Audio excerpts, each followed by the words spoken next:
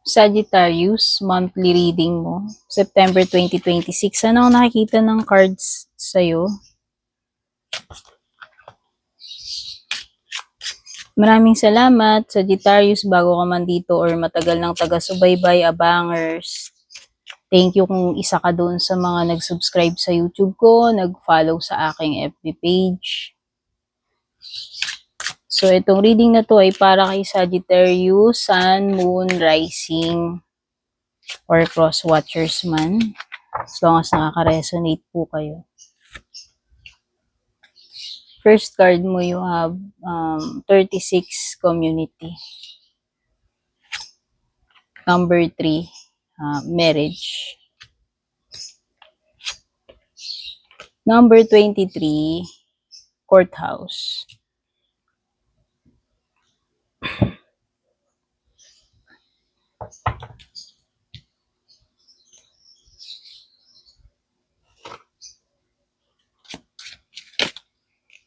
Oops, raindrop. Ay, raindrops to.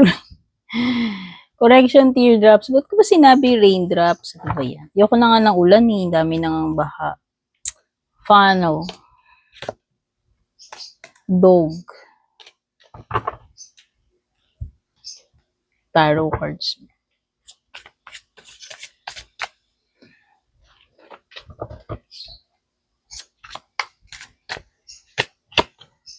The Moon. Pisces energy. The Devil, Capricorn energy. Nine of Torches, fire energy, fire sign. Queen of Torches, fire sign again. Ace of Cups, water sign. Seven of Pentacles, earth sign energy. Sa bottom, meron ka ritong Four of Torches, which is fire sign again. Mga numbers na lumalabas, yun nga, meron kang 39, number 3, number 23, number 18, number 15, number 9, tsaka 7, tsaka 4.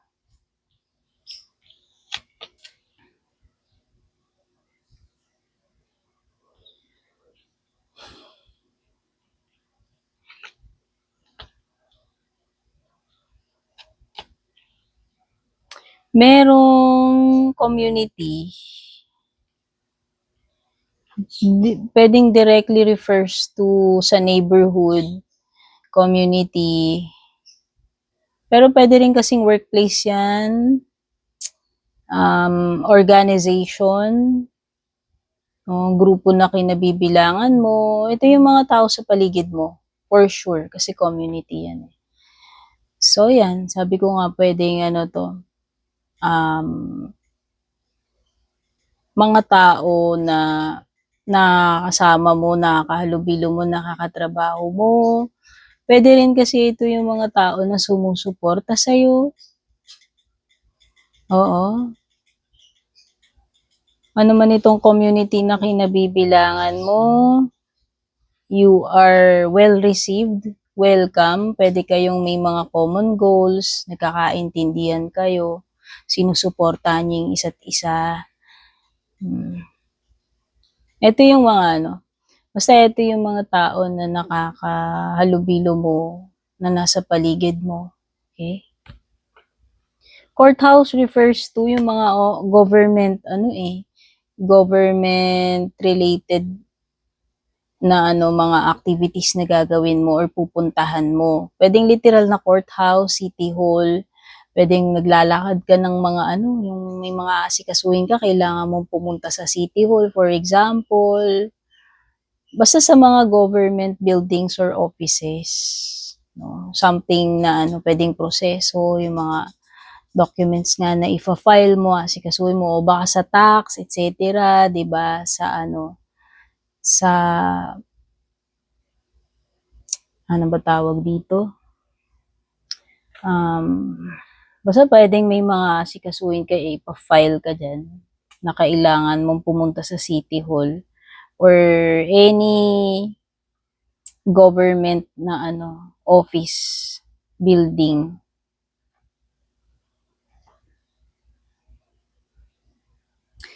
O baka lisensya. Ano ba 'to, Senomar, may magpapakasal ba?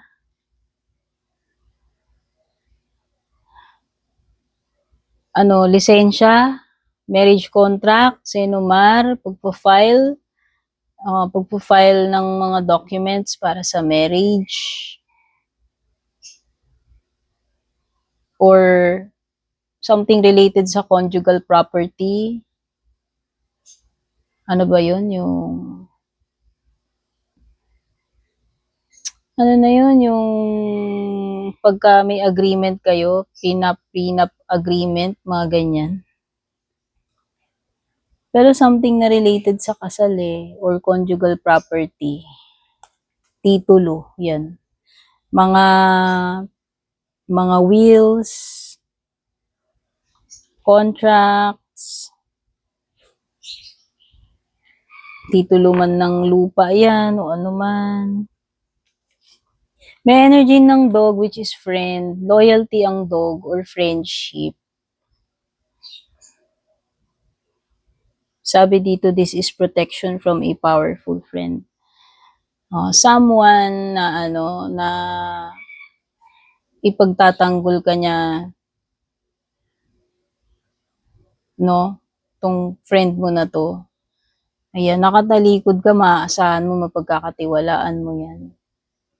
Ipagtatanggol ka nitong friend mo na to. Loyal to sa'yo. This is someone na pwede naman na new friendship na uusbong kung meron ka mang bagong makikilala tapos magiging ka-close mo, kaibigan mo, and magiging loyal sa'yo.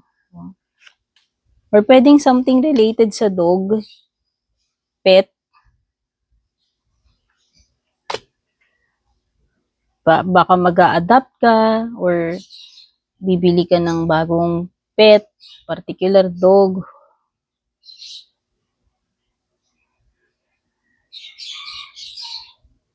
Or loyalty,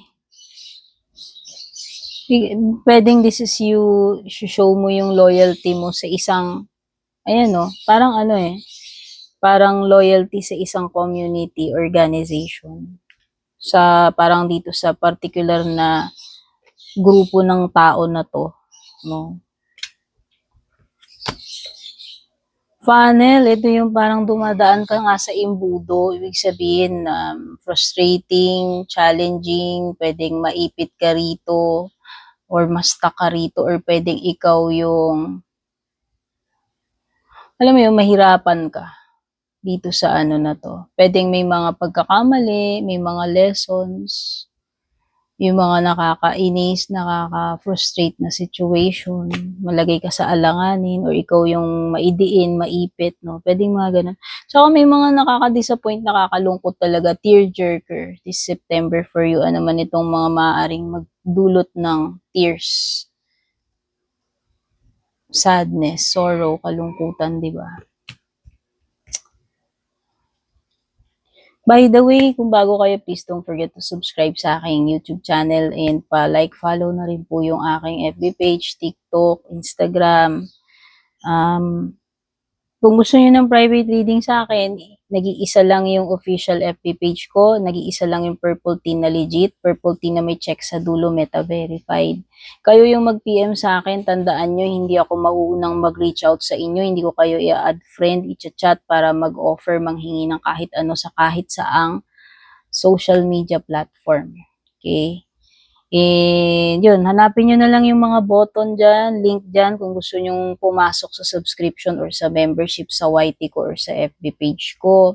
Thank you sa lahat na nagpapadala ng star, super thanks, mga nag-a-avail ng private reading, yung mga laging nag-heart, nagla-like, nagko-comment, nag-share sa mga readings ko. At kung nagugustuhan nyo tong Evil Eye bracelet ko, tsaka itong aking heart bracelet na may initial. Teka, hindi ko mapakita. Heart yan. Baliktad. Ano to? Buy one, get 5 bracelet ni Kamasi. Ilagay ko yung product link dyan kung saan nabili. Hindi ako yung nagtitinda nito. I-share ko lang yung product link sa inyo. So, ang kasama nito, meron pang 3 kasamang bracelet yan. Red string bracelet na iba-iba yung design. So, all in all, 5 bracelet yung makukuha mo rito. No? Hindi ito nag-fade, hypoallergenic, non-tarnish. Okay? At adjustable yan, guys. Ayan. Di-hook siya. Ito na yung pinakamasikip, pero tingnan nyo, bumababa. Pero syempre, depende sa lapad ng wrist nyo yan, braso nyo yan. No? Ang sinasabi ko lang dyan, extendable pa siya. Okay? Napin nyo na lang dyan sa caption, sa ibaba, sa screen, or sa comment section yung product link nito. Kung gusto nyo ring makakuha ng ganyan. Meron talagang mga tears, merong mga, tearjerker na situation. Makapagpa-trigger ng emotions mo, ng luha, kalungkutan, no? Kasi si Moon card is associated sa tears. So, dalawang baraha mo yun. Parang may mga lumuluha, umiiyak, So, baka may nakakalungkot. Baka naman something na related sa pet mo. Sana naman hindi. Pero pwede rin namang about ibang bagay. Pwede rin kasing nagiging overly emotional ka ngayong September. Pwede may mga naaalala ka or may mga situation na makakapagpa-trigger nga ng emotions mo. Kasi itong moon, maraming ibig sabihin yan Pwede ngang nire-represent yan intuition mo. So, pwedeng malakas din yung intuition mo, pakiramdam mo about something this September. Pwede rin magkakaroon ka ng visions, dreams, pwede ka rin nagkakaroon ng fears, insecurities, emotions, no? Pero parang ang daming sad, no, na feelings dito, tears. Okay. For some of you, magkakaroon kayo ng pagbe-break free, freedom, releasing, detaching sa isang toxic na bagay, toxic na situation, or toxic na connection or relationship or person. Ayan no. Magkakaroon ka na ng realization kung ano ba talaga yung tama, yung makakabuti para sa'yo.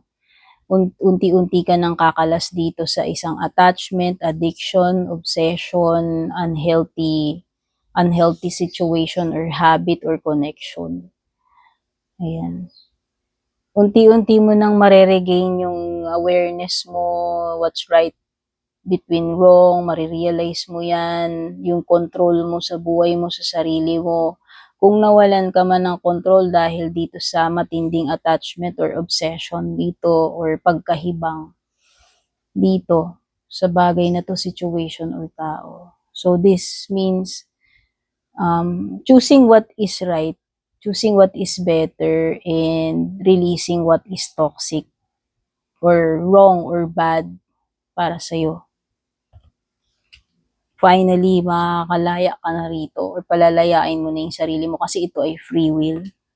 In general, kung nagre-relate man yan sa career nyo, sa personal growth nyo, sa relationship, no, etc.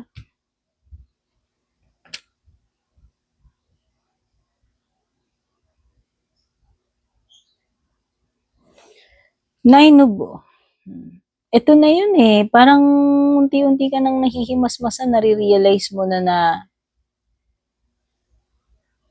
unhealthy talaga yung sobrang pagiging fixated mo dito. Ayan, no? Pwede kasing nagkaroon ka talaga ng attachment dito sa bagay na to, situation or connection o tao na to, na to the point na naging toxic na, unhealthy na talaga, na hindi ka na, alam mo yun, hindi ka na nakakapag-isip ng maayos, hindi ka na nakakatulog ng maayos, no? Sobrang nai-stress ka na dyan, nag-overthink, no? So, sa tingin ko, malaking bagay yung devil reverse na yan para matapos na rin itong mga iniisip mo na to. Itong mga overthinking na to, stress, problema mo, fears mo, anxiety mo. Nakikita ko dito na magbabago yung tingin mo sa sarili mo, marireclaim mo yung dangal mo, yung self-respect, self-love, confidence mo.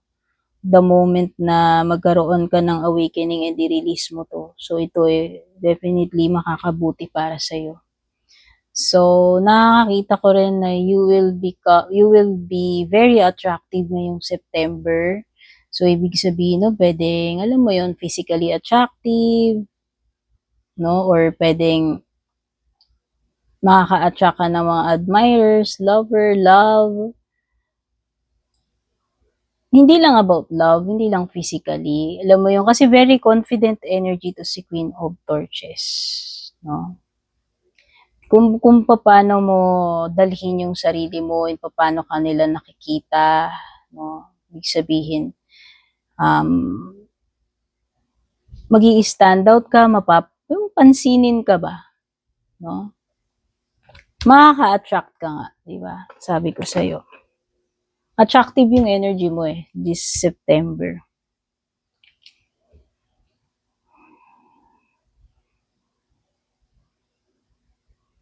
Meron kang tendency na yung parang maging impatient, no? So kung wala kang tiyaga, syempre walang nilaga, no? Or maybe ito yung situation na kailangan mo sigurong pag-isipan. Ito bang situation na to, is the juice worth the squeeze? Worth it ba? Diba? Kasi parang to may effort, no? So depende na sa'yo kung itutuloy mo ba tong bagay na to, kasi nga pwedeng mag-alangan ka, mapaisip ka kung worth it ba to or hindi. So, pwede lang na simulan mo, tas hindi mo naman tapusin. So, depende na lang sa magiging reaction mo, no? Pero parang merong something na hindi worth it dito. Particular sa lalo na kung bagong-bago lang tong connection. Kasi parang nasi-sense ko, kasi may na-attract sa'yo or maa-attract sa'yo, pero parang hindi ganun ka seryoso or kalalim when it comes to feelings yung person na makaka-connect mo dito. Baka mamaya maglagay ka na naman sa nakaalis ka na nga dun sa devil situation, baka mamaya balikan mo pa yan. So, yun, pag-isipan mong mabuti. Kumbaga, yung pros and cons, in love man yan or hindi, kung saan man tungkol yan, worth it ba talaga? Diba? Bago mo siya pasukin. Oo. Tsaka make sure na hindi ito nakaka-drain ng energy mo. Kasi yun yung devil card, energy vampire. Pero yun nga, nakikita ko nga na matatapos na yun, makakaalis ka na dun sa situation or sa person na nakaka-drain. Make sure na hindi one-sided to. Make sure na may mapapala ka talaga dito according dito sa dalawang barahan na to. Investment man yan, pera, career, love life, or anything na pag-aaksayahan mo ng oras mo, emotion mo, feeling mo, or pera mo, time mo, no? Make sure na ito ay worth it. Hindi yung piga ka ng piga tas wala ka naman nakukuha, or effort ka ng effort pero hindi naman rewarding or hindi naman magbubunga. Diba? So, yun lang yun. Pwedeng sa emotions mo yan, sa connection, sa bagay na ginagawa mo, pinagkakaabalahan mo, no?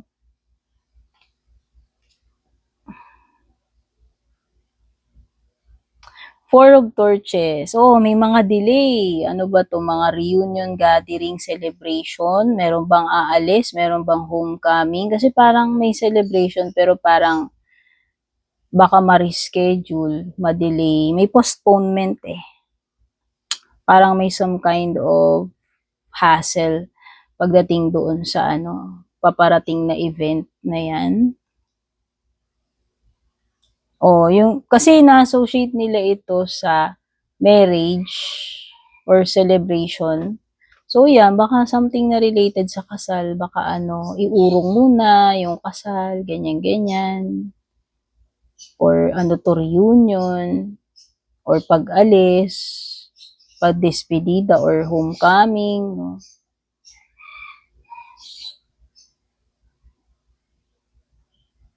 Merong something na hindi stable dito sa Four of Torches mo kasi baliktad. Instability. pagdating dun sa situation, no? So, yan yung mga na-pick up kong energy sa Subnow. Kita-kits po ulit sa susunod. Bye-bye.